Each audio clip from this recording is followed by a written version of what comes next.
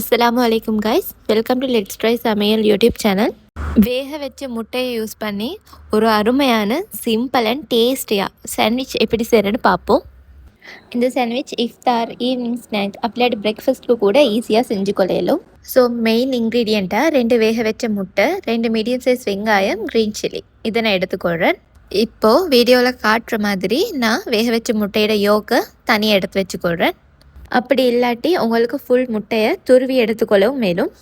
நான் main இன்க்ரீடியண்ட்டில் green chilli சொல்லியிருந்தேன், அது ஆப்ஷனல் தான், உங்களுக்கு விருப்பம்னா சேர்த்துக்கோங்க, இல்லாட்டி ஸ்கிப் பண்ணிக்கொள்ளுங்க. இப்போது நாங்கள் தனியாக எடுத்து வச்சுக்கிற எக் யோக்கு மயோனைஸ் சேர்த்துட்டு கொஞ்சமாக பட்டர், அதோட லைட்டாக பெப்பர் அதையும் சேர்த்து நல்லா மிக்ஸ் பண்ணிக்கொள்வோம். ஒரு 2 நிமிஷம் நல்லா மிக்ஸ் பண்ணிங்கன்னா க்ரீமி பேஸ்ட்டாக வரும்.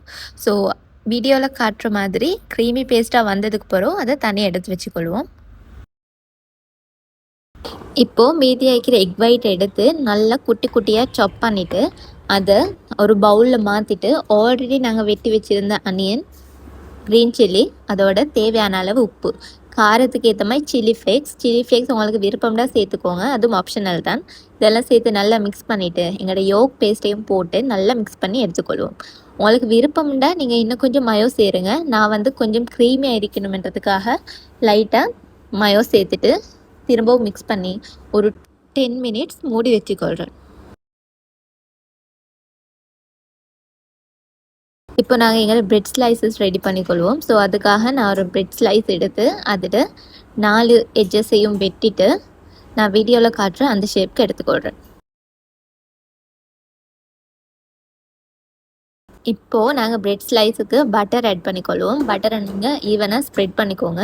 பட்டர் ஸ்கிப் பண்ணுறவங்க மயோ சேர்த்துக்கோங்க, இல்லாட்டி மயோவும் விருப்பம் இல்லாட்டி உங்களுக்கு ரெண்டுமே இல்லாமல் நார்மலாக செய்யவும் மேலும். நான் உங்களுக்கு 2 மெத்தட்லேயும் செஞ்சு காட்டுறேன்.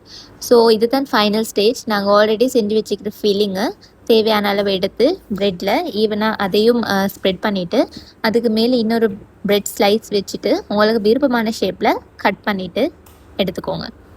அவ்வளோ தான் கைஸ், எங்களோட பிரெட் சாண்ட்விச் ரெடி ஆகிட்டு. ஸோ நீங்கள் இதை கட்டாயமாக வீட்டில் ட்ரை பண்ணி பாருங்கள். ட்ரை பண்ணி பார்த்துட்டு உங்களோட அவுட்கம் எப்படி வந்துச்சுன்னு கமெண்ட்டில் சொல்லுங்கள். எந்த நாளும் இல்லாட்டியும் ஒன்ஸ் இன் அ வைல் சரி இந்த மாதிரி டிஃப்ரெண்ட்டாக ஈஸியான ரெசிபீஸ் ட்ரை பண்ணிவிட்டு என்ஜாய் பண்ணுங்கள். தேங்க்யூ ஃபார் வாட்சிங். பாய்.